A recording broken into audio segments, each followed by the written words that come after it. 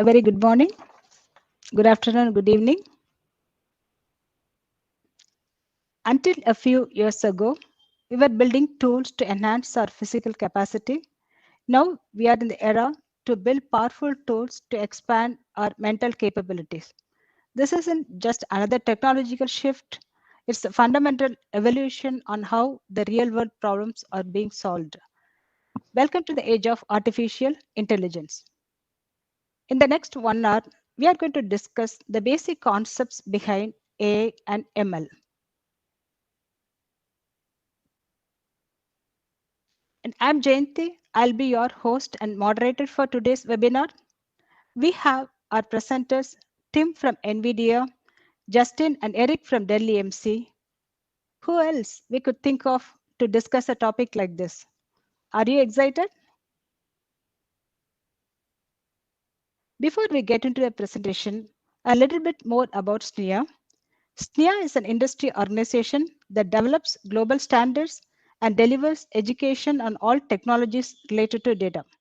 SNIA is comprised of 200 industry-leading organizations, 2,000 active contributing members, and 50,000 participating IT end users and technologists worldwide.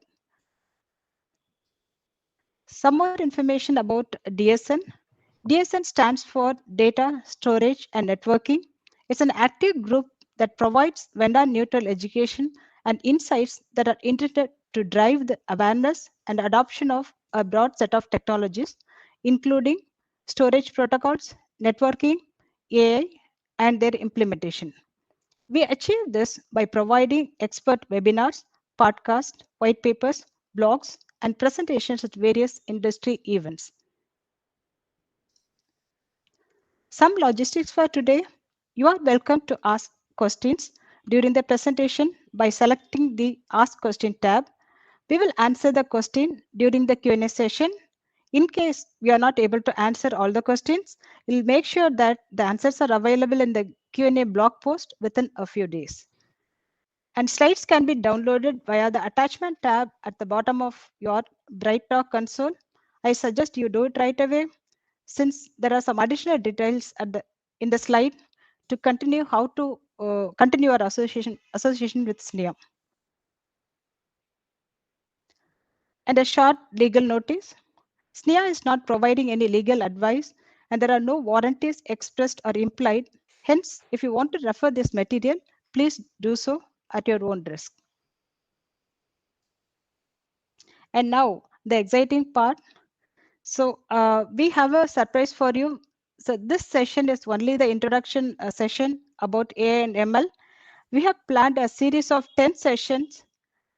And in this series, we are going to cover cover the model training, inferencing, and parallelism to deep dive into each concept. And also we have planned sessions about collective communication libraries. We also have sessions about MLOps and management orchestration framework. Finally, we are planning to wrap this AI series with security considerations of AI. So we have more to share with you. Stay tuned in the upcoming months. So this is the agenda for today's webinar. So we are going to start with the history and development of AI as a technology. Then we are going to deep dive into AI and ML introduction. We are also going to talk about the different learning techniques in AI and ML. Then we are going to talk about tokens. And we are also going to discuss about retrieval augmented generation RAG. Then we are going to talk about the AI types and roadmap. Then the most interesting part, we have a demo planned to recap all the concepts you learned in this session. Now I'll hand over to Tim to start with the first slide. Great, thank you, Jayanthi. We're going to jump into a bit of the history and the development timeline.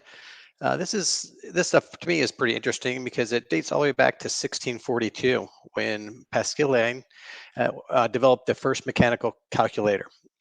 It was quite a few years later that the first analytical engine was developed. Was the first programmable computer, which was invented by Charles Babbage, and with the help of Ada Lovelace.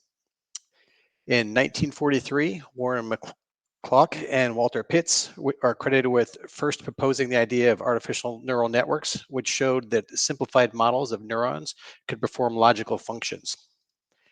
In 1950, this is an important time frame here because a Turing test was developed by Alan Turing. This is the first ability to test the machine's ability to exhibit intelligent behavior. We'll come back to this a little bit later in the presentation. And the term artificial intelligence was first coined in 1956 by John McCarthy at a conference that was devoted to the topic. In 1961, we saw that the first industrial robot was developed, Unimate, which was installed in a General Motors assembly line and ushered in the era of robotics in manufacturing. In 1966, ELIZA is a foundational AI program that emulated a psychotherapist, kind of very similar to what we see Siri doing and Alexa doing today. While seemingly intelligent, the responses were pre-programmed, just like we see today. In 1966, Shaky was the first AI-based mobile robot. It could perceive, do reasoning, perform multiple different tasks. It could actually find its own route and rearrange objects with instructions. So this was kind of an important milestone here, but remember that this is with certain instruction sets that it was capable to do these things. Then we got to a period where there was just a reduced funding, not much interest. They thought that there was really a lack of ROI for all the investment that was going on. Their expectations weren't being met. So there was just a diminished amount of industry excitement. We call that the AI winter from 1967 to 1996. Then in 1997, it was the first supercomputer, which was designed to play chess, called Deep Blue. It was the first computer system that actually won a match against a reigning world champion. In 2002, Roomba, you guys may be familiar with that, the first commercially successful autonomous robot vacuum cleaner. It was basically made popular because of its ability to navigate and map floors and avoid obstacles. And we talked a bit about Siri just a minute ago, and again, in 2011, that's when that was designed. It was just like we saw in some of the first ones, pre-programmed responses, so it didn't really have any intelligence behind it. In 2014, Eugene Grossman invented a chatbot, which some regarded as having passed the Turing test. But again, this was something that had pre-programmed responses in it, so it was very limited on intelligence.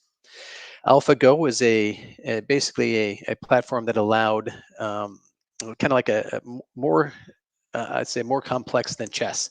And there was Go is the game, and AlphaGo is the computer program that was able to actually beat a professional human in that. We saw also that during this time, 2018, most universities started offering US courses in AI, and ChatGPT was released in 2022, which really ushered in the first moment of artificial intelligence. It's considered to be the iPhone moment of AI. If you're familiar, iPhone was launched in 2007 and marked a pivotal point where complex and niche technology became available to the general public. That's what happened in 2022 with ChatGPT. We're going to jump on to the next section here, which is getting into a little bit of a deeper dive in explaining what the difference is between AI, ML, and DL, which is deep learning. So AI is basically the broad field that focuses on creating machines that can mimic human intelligence. Think of anything such as smart assistants like Siri, autonomous driving vehicles, things of that nature. AI covers all technologies that enable computers to think, learn, solve problems, basically similar to how humans are doing it. Within AI, we have two subfields. The first is machine learning, or ML.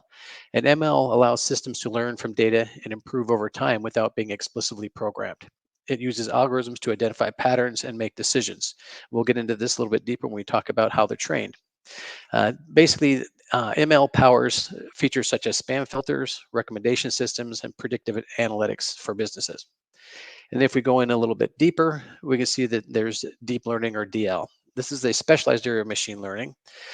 Deep learning uses multi-layered neural networks inspired by the human brain to automatically extract features from massive data sets. This makes it especially powerful for complex tasks such as image recognition, language translations, and voice assistance.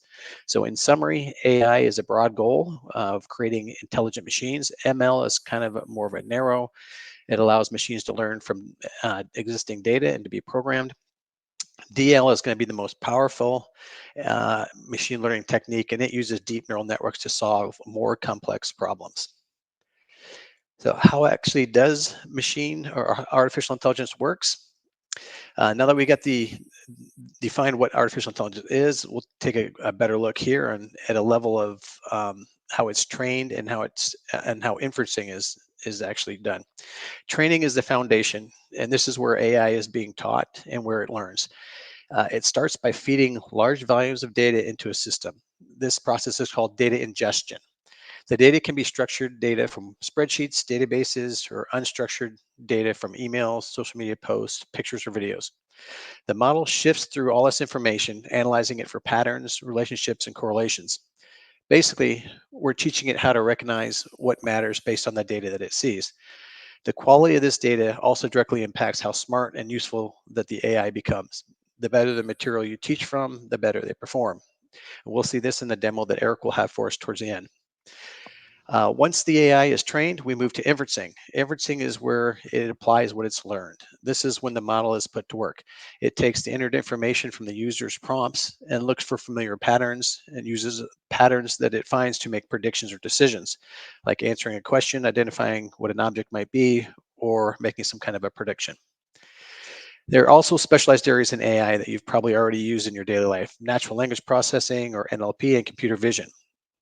NLP is used anytime you interact with language, such as if you're typing a Google search, using a voice assistant like Siri, using a chatbot, any of those things.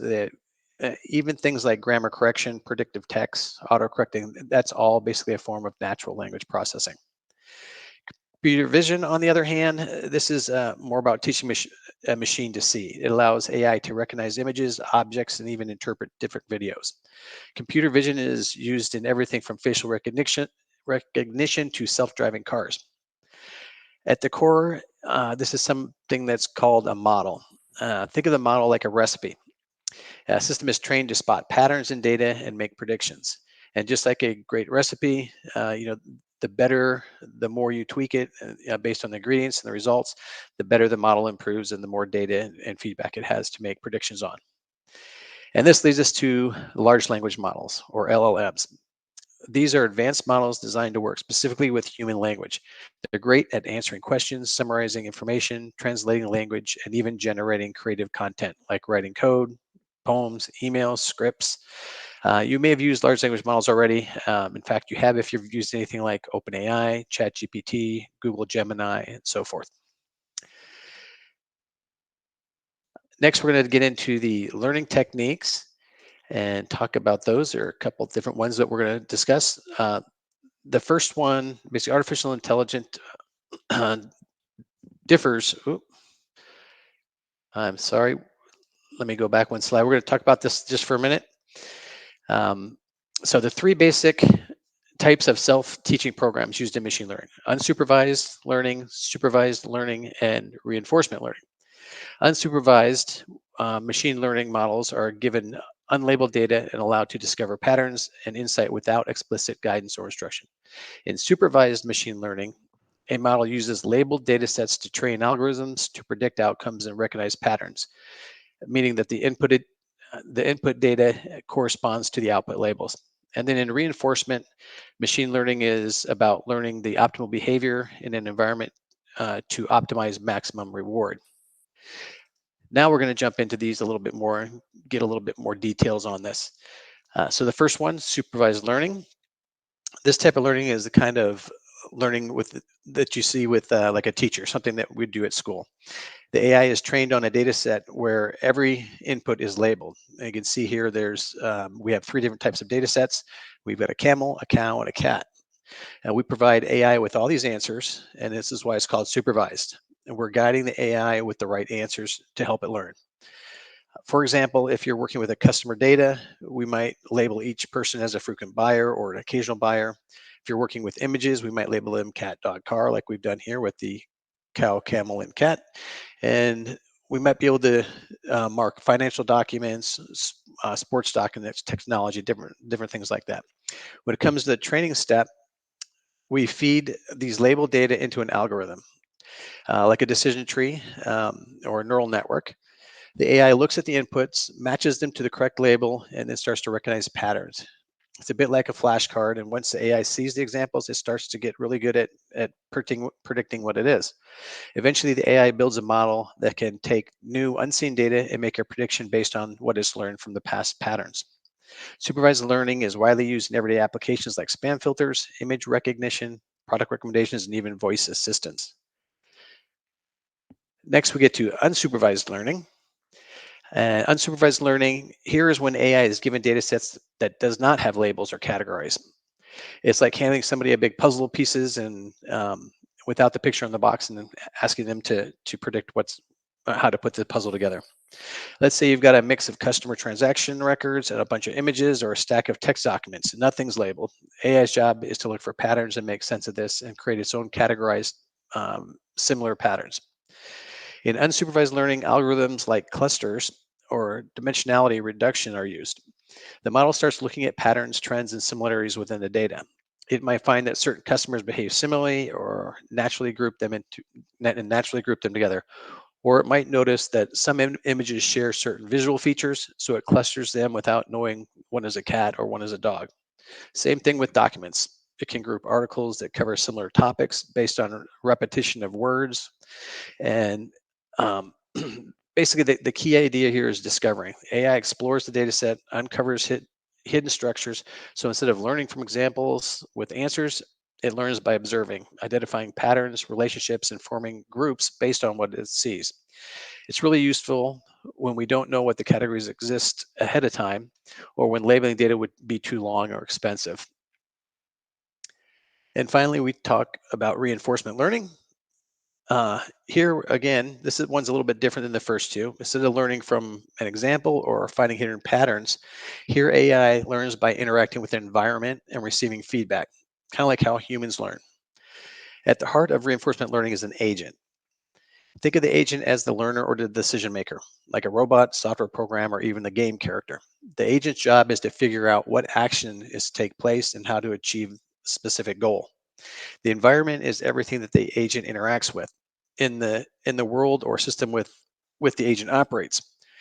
The environment defines the rules, possible situations, and how it is to respond to the agent's actions. For example, in a video game, the environment includes the game, the virtual world, obstacles that are in that. The state is a snapshot of the environment at a specific moment. It describes the current situation that the agent might find itself in. For instance, in a chess game, the state would be the arrangement of all the pieces on the board at any given time. An action is basically a decision or a move that the agent can make. In each state, the agent chooses an action from a set of possible options. For example, a robot might decide to move forward, turn left, turn right, pick up an object, whatever it might be. Those would all be actions. After taking an action, the agent would receive a reward from the environment. The reward is the number that tells the agent how good or bad the action was. Positive rewards encourage the agent to repeat certain actions, while negative rewards penalize or discourage them. The agent's goal is to maximize the total reward that it can perceive over time.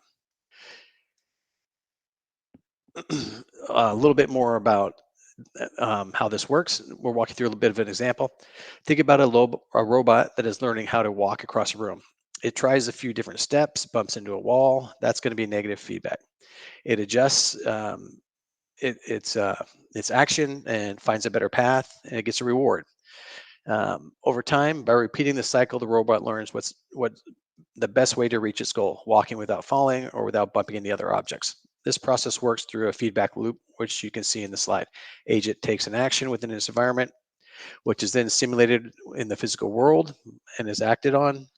Through the action, the agent receives feedback in the form of a reward or a potential penalty, and then adjusts its behavior accordingly. It consistently balances exploring new actions to see what the possible outcome is to exploiting what it already knows. As it gathers more experience, the AI updates what we call a policy. Basically, this is the program or strategy for choosing the best action. At the end result, the AI has learned that what the optimal way to achieve a goal based on trial and error. This is the kind of learning that powers things like self-driving cars, automated stock trading systems, or game playing where AI likes to master chess and Go. At this point, I'm going to turn it over to Justin to speak about tokens and how the tokens are used to make predictions through these learning processes. Thanks, Tim. Hello, everyone. I'm Justin Potuznik. I'm an engineering technologist from the Dell CTO office, and I'm happy to be here to talk about AI. Let's keep things moving with an introduction to tokens. All right, so what is a token? So they're essentially, and we're going to do so through two practical examples. A token in AI is the smallest unit of data that a model processes when working with language, images, or other types of information. Really, anything that's going into the model is a token. In natural language processing, tokens are typically pieces of text, words, parts of words, groups of words, characters, punctuation marks, etc. In image recognition processing, pixels or groups of pixels, edges, corners, shadows, or textures can be used as tokens. Tokenization is the process of breaking down the information into manageable pieces. After tokenization, the AI model processes each token separately. This allows the model to understand, analyze, and generate language or images effectively. Token size tuning has a dramatic effect on all aspects of AI systems: performance, quality, memory usage, etc. This is a critical piece that you will want to spend time testing to make it work best for your use cases, and revisit it often as models and needs change. In the next two slides, we'll look at how a computer analyzes data and how tokens are created for computers to make predictions through two examples: natural language processing for language and image recognition for computer vision. All right, let's start with natural language processing. Generally, we just call it NLP. In training, the AI is trained on how words, patterns of words tend to go together, common meanings, and grammatical structures from all tokens it ingests. For tokenization, the AI takes your sentence and breaks it into smaller, manageable units, which are called tokens. A great example is the word unbelievable. It might be broken down into separate pieces of un, believe, and able, as it can be considered a rare or long word. Now, a computer understands numerical representations, not words. Ultimately, they're digital machines. So once the text is tokenized, that converts it into a sequence of numbers. The AI looks at the sequence of numbers and tries to predict the next most likely number in the sequence. As an example, if you type puppies like to eat into Google, it predicts what is likely to follow. So the AI has learned that after eat, words like grass, rocks, and leaves are very common. It predicts the most probable next token based on the numerical patterns it learned during training. Now let's look at image recognition, what we call the field of computer vision. When AI is trained on images, it doesn't see them the way that we do. It sees a grid of pixels, with each pixel being a number that represents a color or shade. So when we feed an AI an image, what it really receives is a huge stream of numbers. In the early days of computer vision, engineers would design systems to pick out things like edges, corners, or textures from that pixel data. Those patterns were turned into numbers the AI could process.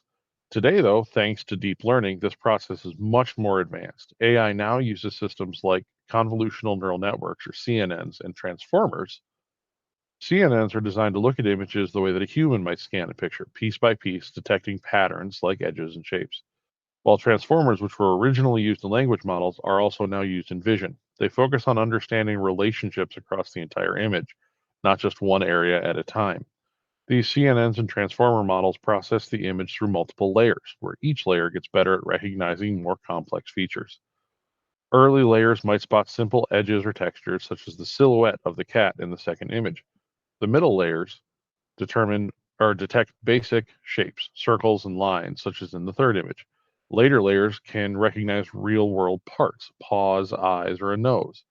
Textures textures also are recognized in another layer. Each of those learned patterns becomes part of a numerical representation of the image.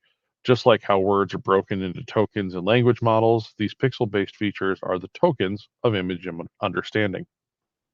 So when AI looks at a new picture, it might say, based on what I see, this image is 99% likely to be a cat. Or when looking at a layer, that part of the image looks like a cat's ear. In both language and vision, the key idea is the same: convert complex content into numbers and then find patterns in those numbers to make predictions. All right, next up, we're going to talk about RAG, or Retrieval Augmented Generation. All right, we've looked at how AI models learn and make predictions. Now let's talk about how they respond smarter than just using their trained knowledge. One of the most exciting and practical advances of recent years in AI is something called RAG, or Retrieval Augmented Generation. In simple terms, it's like giving your AI its own research assistant. When a question is asked, instead of just relying on what was learned and programmed during training, the AI can search for more relevant information. It then generates a response based on what it found and what it generated. It's like combining Google search with ChatGPT, but the AI does the work behind the scenes before responding. So how does RAG actually work? It has at least two steps. First is the retrieval. The system searches a library of documents, articles, or internal data to find the most relevant info on the input. Typically, this cache of knowledge has been pre-processed and vectorized for speed of retrieval and placed in a vector store that the LLM can access very quickly. Then, generation. The language model uses what it finds to augment what it would generate on its own and provides a more informed, up-to-date, and smarter response.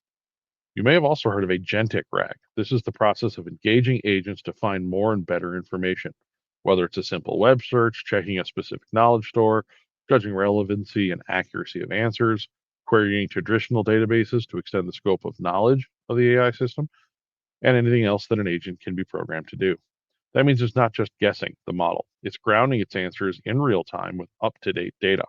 So why is this a big deal? Well, a few reasons. The first and most important is that it helps prevent hallucinations. That's when AIs make up things that sound right but aren't. This is the biggest issue we've seen with solo models being deployed on their own. This grounds them back into reality, whether that's your company data, the internet, etc. It makes RAG look like an open book test versus just having to rely on whatever information you've retained in your head. Second, it gives AI access to current and domain-specific information that wasn't in the model's original training data. So this is an important point, that whenever you trained it, the AI on its own doesn't know about anything that's happened since that training data was generated and fed through it. Third, it allows companies to personalize AI using their own documents, systems, or knowledge bases. So, whether it's answering a legal question, helping a customer support team resolve a new problem, or summarizing new product data for a sales team, RAG helps the AI work within a real world context. Some examples of it in use today: Microsoft's Copilot uses RAG to search your company files before providing you an answer. Google's tools do it when they summarize your emails and docs, and plenty of customer service bots now use RAG to fetch answers straight from knowledge bases in real time. So now let's talk about different kinds of AI and where AI is going. All right, let's talk about AI, not just the buzzword, but the different types of AI that are shaping our world today. You've probably heard terms like generative AI, agentic AI, or even physical AI. But what actually are they? Let's break it down. First up, we have generative AI. This is the type of AI that's a creator. It generates things. It's trained on tons of data and learns patterns so it can generate new content that didn't exist before. That can be text, images, code, music, etc. If you've ever used ChatGPT, you've used generative AI. It can write essays, answer questions, even help you brainstorm business ideas. Tools like Dolly make art from text prompts, and GitHub Copilot, that one writes code for you as you go. It's like having a super creative assistant always ready to go. Next, we have agentic AI. This one's a bit more advanced. Instead of just responding to prompts, agentic AI can take actions on its own. It's able to set goals, make decisions, and can use AI tools to get things done. Think of it like an AI that does things for you, not just answers questions or follows your instructions. For example, there are agentic systems that can book your meetings, find information, send emails, and adjust plans if something changes, all automatically. In the game world, AI like AlphaGo learns strategy and beats champions. More advanced agents can even work autonomously. You won't have to prompt them. When your rideshare service automatically changes the time of your ride based on your airplane being delayed, that is a basic example of this capability.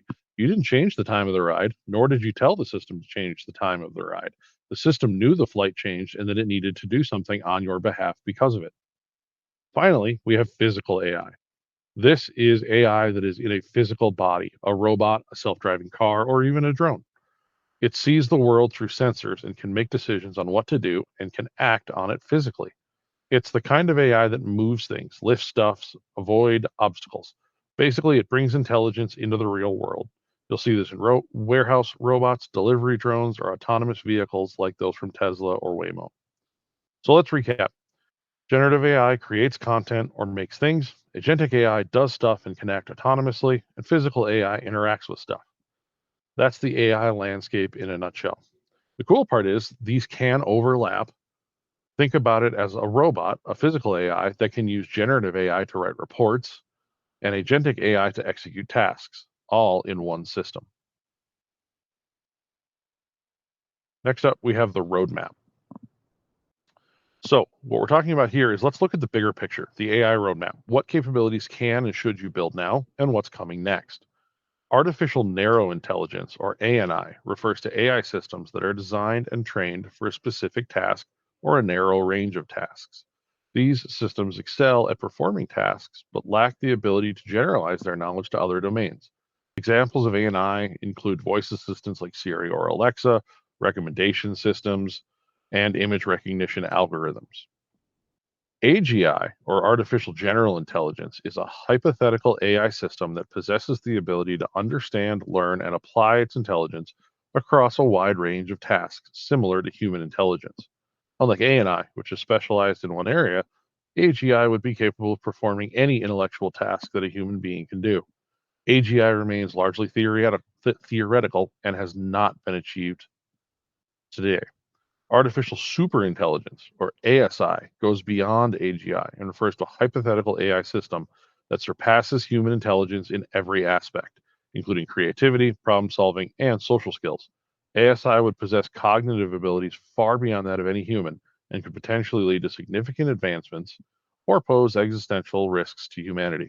ASI is often depicted in science fiction, but remains speculative in reality. So how do you apply this to your business? The takeaway here is that ANI is useful and available now. AGI-like capabilities such as reasoning and autonomy can be added to ANI to make sure that your AI investment pays off now. There's no need to wait for AGI, which is possible, but is still a science project. Finally, ASI is the stuff of science fiction for now.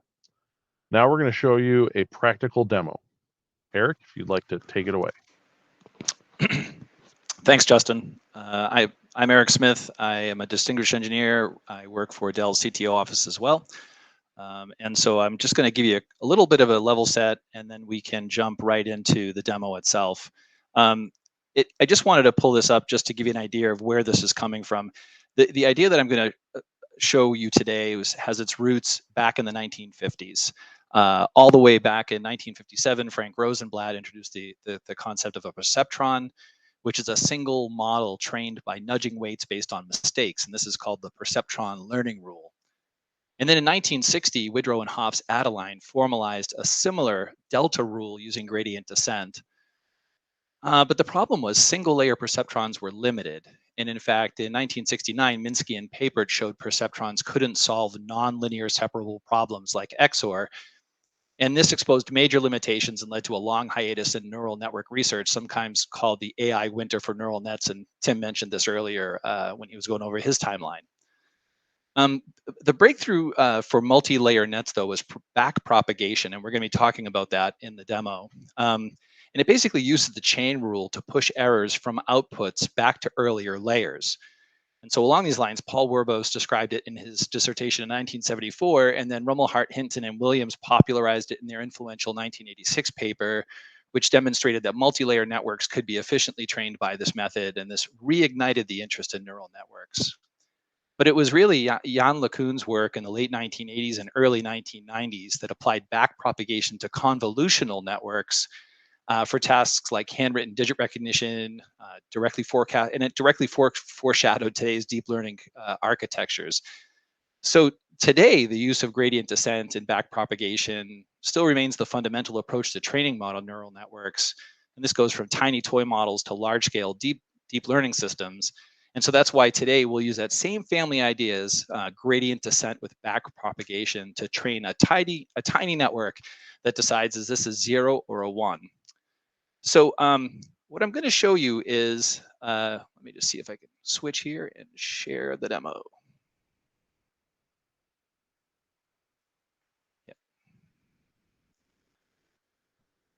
Okay.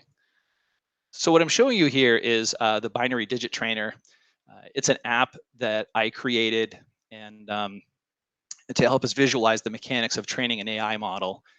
And in this case, we're using a supervised learning technique, meaning that we'll provide an input image as well as the correct label. Now, the network itself is a small feed-forward neural network that has 81 inputs, 24 hidden neurons, and 2 output neurons. And just to give you an overview, like the inputs are tied to this drawing canvas. So every time I illuminate a pixel, the input neuron gets set.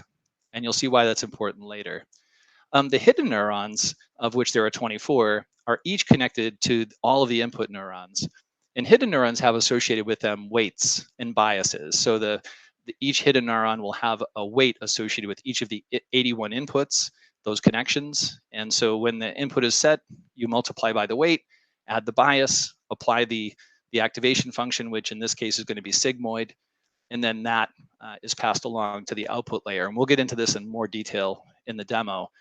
But at the end of this, we're going to train this neural network to output a 1 in this output neuron and a 0 in this output neuron if I draw a 0, or it'll output a 0 here or a 1 here if I draw a 1. And this will become much more clear later on. So let's just walk through one training iteration and give you an idea of how it works. So I'm just going to draw a 0 like this. Okay, and I'm going to assign the target label for it. It could be a 0 or 1. This is a 0, so I've assigned a target label of 0. And now to progress through the training, I come over here to the training steps and I iterate through them. So the first step was to draw the digit, which we did, and we applied the label. And the next step is we're going to do a forward pass. So that's where we take the values from the input and multiply them by the weights and pass them to the hidden, and then apply the bias and the activation function. And then we pass the hidden to the output. And again, we're going to try and train this network to output a 1 here and a 0 here if there's a 0 drawn. In this case, we have a 0 drawn, but the output of this is still 50-50. And so what we'll do with that is we'll take the fact that there should be a 1 here and a 0 a 1 at the top and a 0 at the bottom, and calculate a loss. And with that loss, we're using cross entropy loss, where we'll calculate what the output should have been, and then we'll use that to calculate the loss, and then we'll pass that back first from the output layer and apply it to the output layer.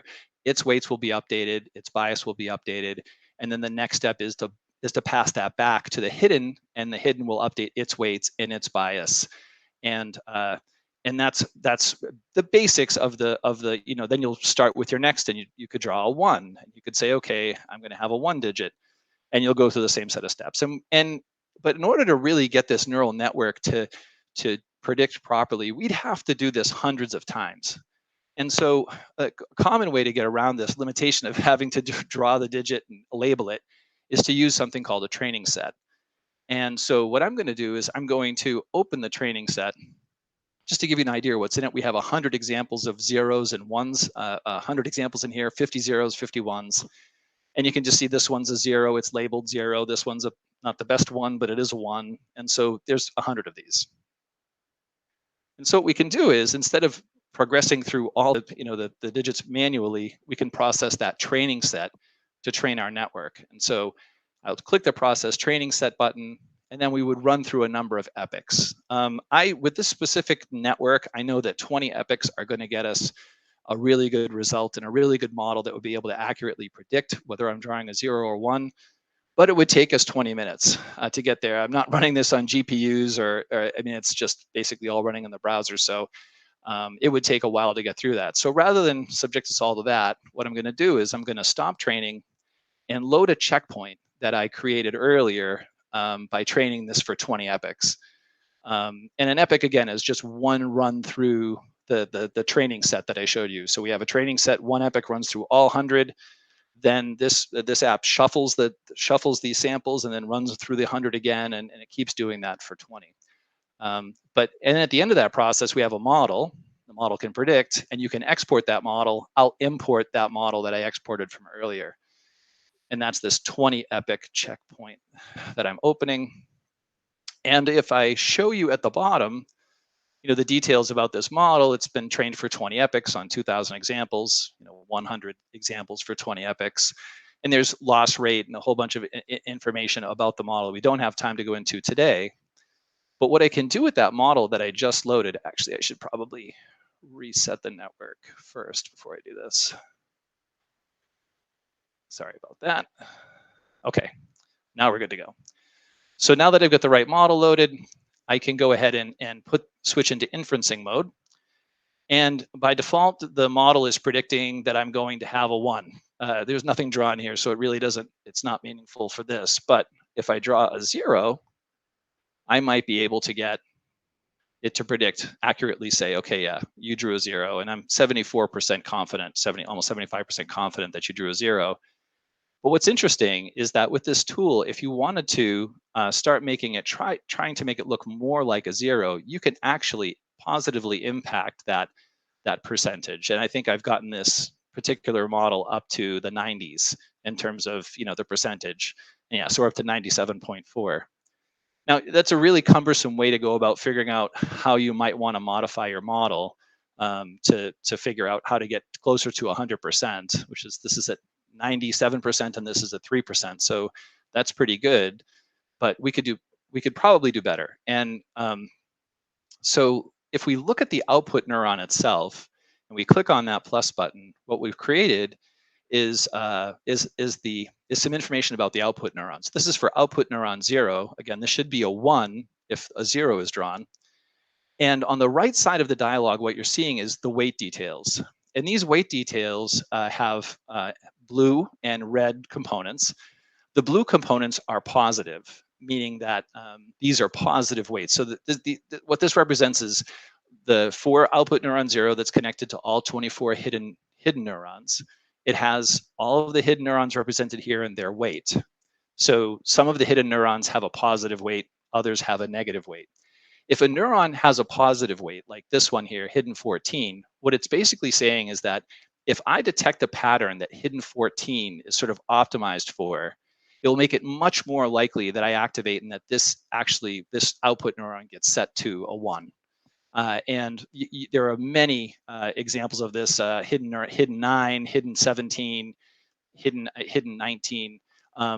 These are positive neurons and have the biggest impact on whether or not the neuron will light.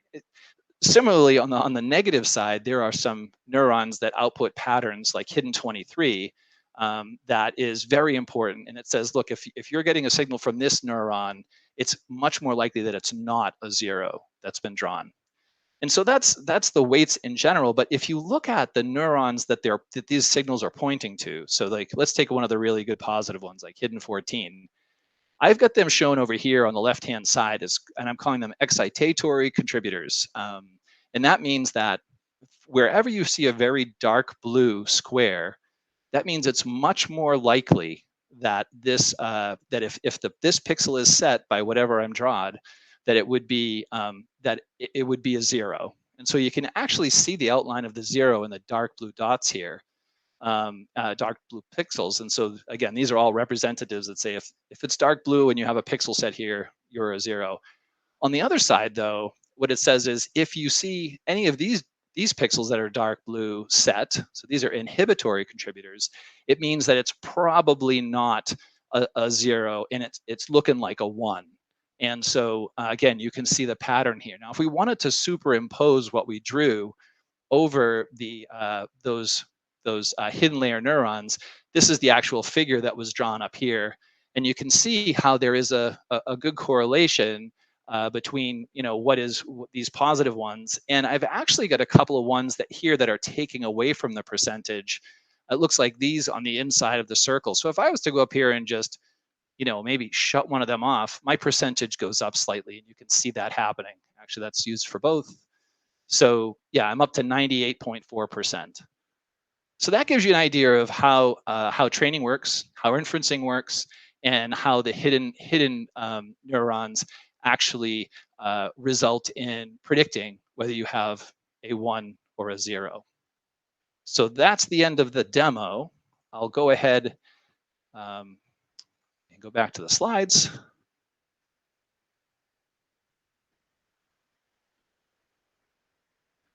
And I'll hand it over for, I think we're at Q&A now. Thank you. Thank you, Tim and Justin, for the wonderful presentation, and Erik for the demo. So now we have plenty of time for Q&A. If you have any questions, please type it in the question box. So one question that came up was like, do we really require a GPU for running ML, or a CPU will do? Tim and Justin, one of you could answer for that. Sure. Yeah, and yeah. So both CPUs and GPUs are capable of supporting AI models.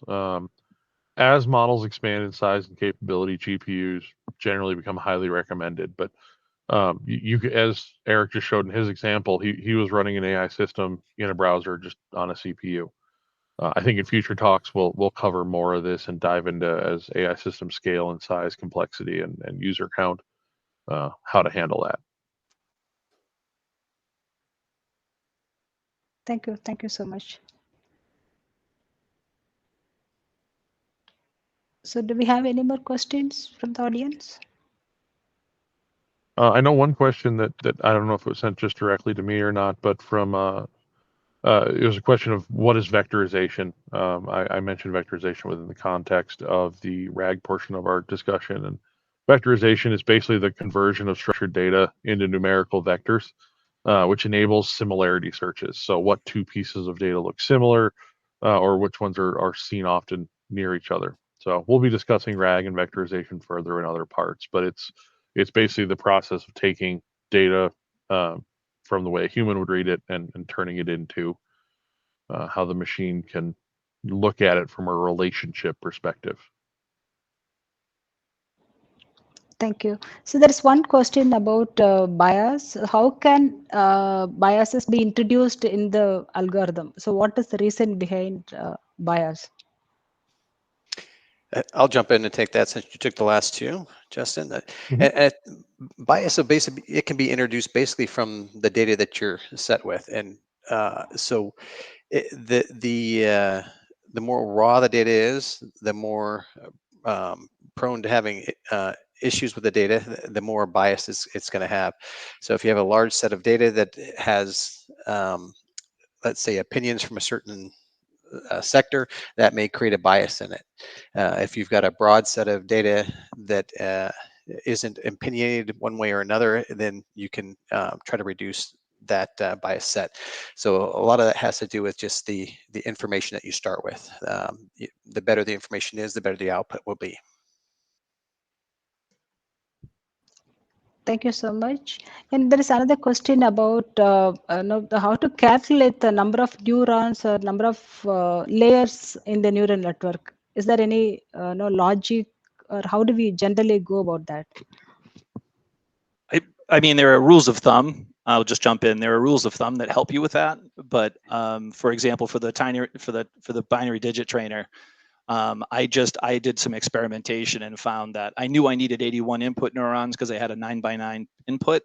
But the hidden, it seemed like the sweet spot was going to be somewhere between 24 and 40.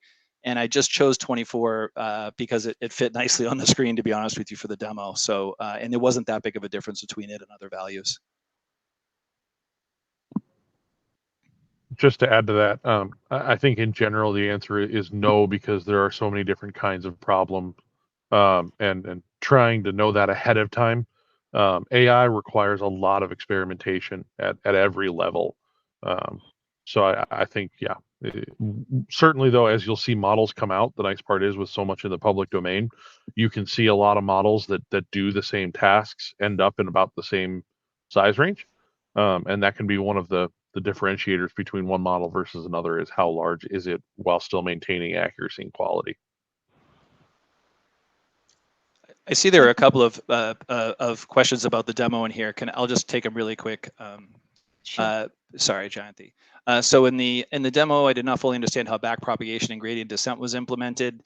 And I'll say this a couple of times. You can go to the URL for the binary digit trainer. It's binary-trainer-provandal.replit.app, and it'll be in the replay when you go. You'll be able to see it in the URL. It's open. You don't even need to authenticate. Just go ahead and you can use it. If you go in there and you take the guided tour, it will walk you through how backpropagation works. All the formulas are there. There are little question marks on every formula that will blow up into a big dialogue and give you all the information that you're looking for. So that was for them.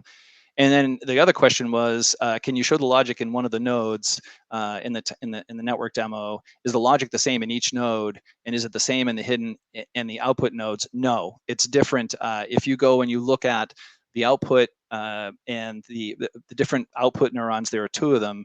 They're almost the inverse of one another. Like I showed you, there's inhibitory and excitatory groups. They're literally flipped, and that comes as a result of that error calculation and backpropagation. So all that's explained in the demo if you want to go look at it. Sorry, thanks. Yeah, thanks, Erik. Looks like there is some traction on the storage part of A. So there is a question about how storage is, especially the SSD storage is coping up with the A requirements.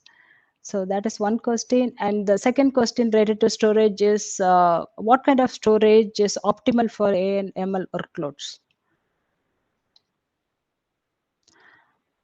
Yeah, I mean, I believe- think it's a very broad question to what kind of storage system is optimal. And the first question I think you have to answer is are you looking at building an AI system for training or for inference? You generally have it do one or the other, and the storage requirements are different for training versus inference. Training, the biggest thing you want to do is have the highest speed storage with the lowest possible latency to during the training process, and we'll discuss this more in the next session. You spend a noticeable percentage of your time doing checkpointing. Checkpointing is when you essentially freeze your weights and freeze your model as you're training it and copy all that data out. So that way, if something happens or if you end your training session, you kind of have your latest version. But especially as a training environment grows, you're essentially writing out all the data from GPU memory. And so the quicker you can do that, and the quicker you can combine many different GPUs all trying to write to the same place, that can noticeably impact your performance. At the same time, on the inference side, you kind of almost have the opposite problem.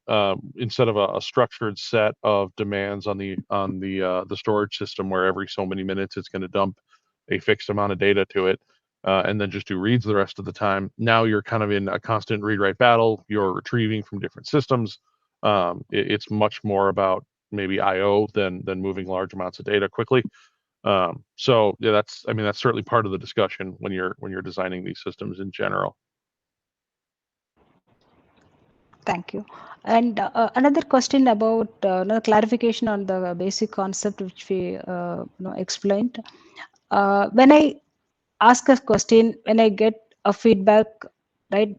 Does it mean that feedback is sent back to the model, or it is called inferencing?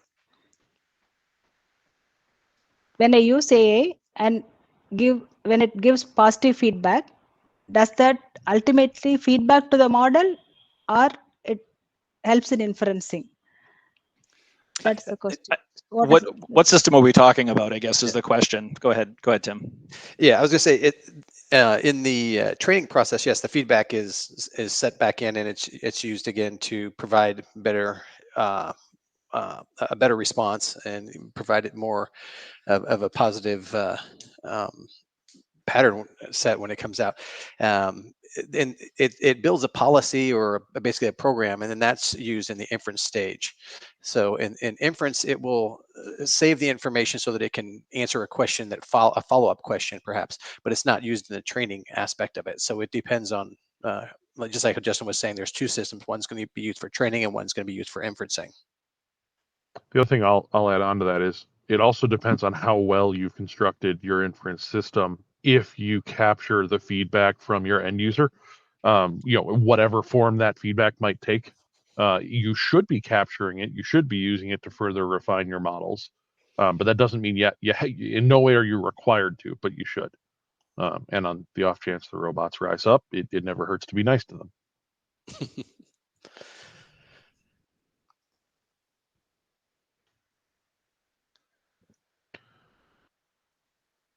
All right. I see we had a question on the kind of the number of tokens and why is that used to determine usage. So in an inference system, at the end of the day, the model is fixed in GPU memory, but how active it is really depends on how many tokens or queries you put into it, right? And as we said, tokens are kind of the lowest common denominator for what gets fed through the model. And so yeah, you take that input, you tokenize it, and then you feed it through the model. That will ultimately be the thing that determines how much work the system is doing. And so that's why you'll see many cloud-based systems will charge by the token. Thank you. And there is one question about unlearning and relearning. So do AI systems ever reset back to some point and relearn from that point? Yeah, that's checkpointing. That's why we have checkpointing. You could be running a training job for weeks and encounter an error, and you would basically have to rewind your training to before that. That's why we use checkpoints, and you can checkpoint at different frequencies. Some people checkpoint every couple of hours, but the idea is to find a sweet spot between recovery time and the amount of time it takes to take the checkpoint. So we did a checkpoint here. Actually, I stopped the training in mid-set and then up and imported a checkpoint that I had created earlier in the day, and so that's one example of that. Thank you, Erik. And there is a question about how can I upskill my knowledge in AI and ML. I hope we can answer that in the blog, right? So it will require a detailed answer. And there is another question about how many inputs and layers are there in ChatGPT. I can jump in and take that. Yeah, I don't off the top of my head know what that is, but basically, kind of a rule of thumb is the more tokens you have, the more layers you're going to need to get a better answer. So if you're looking at ChatGPT 3 or 4 or 5, you're going to see that they accept more tokens. They're going to give you a better response and be able to take longer questions and provide more output. And in order to process that, you're going to need more layers for each one. Thanks, Erik. And there's a question again about storage. Are HDDs of any use in AI storage systems, or it is only pure SSDs? Can you repeat that? I missed part at the beginning. So hard drives, right? Hard disk systems. Are HDD systems useful in the AI, or we require only the SSDs? It depends on the use case. I'll save you, Tim. Yeah. It's like kind of what we do. It really depends on the use case. For the things that need high throughput, lots of training data coming in, images, for example, latency and throughput are going to be critical, and that would sort of point to SSDs or something that gives you really low latency and high throughput. HDDs can be useful for taking a checkpoint and storing it, maybe eventually reloading it, but you typically keep. But latency and throughput are incredibly important with these types of environments. So you got to keep that in mind. Thanks, Erik. And there is a question about training. I could probably read that, but I hope we'll be covering that in the next session. What methods or mechanisms available to prevent injecting incorrect data into the training models? So probably we can cover that in the next session. Yeah. Yeah, I think we have to wrap it anyways because we're at Yep. time. Yeah. Okay. But we have a Fine. security session, so that would come Sure. up there. Yeah. Okay. Thanks everyone for the wonderful questions. A lot of questions unanswered. Definitely, we will make sure that answers are given in the blog post. So now to wrap this webinar, please rate this webinar and provide your feedback. And somebody asked about not downloading the material. Please note down this path. This has all the content of this webinar. You can download from this particular link. And please don't forget to subscribe or follow us on LinkedIn and other forums, Twitter forums. Thank you.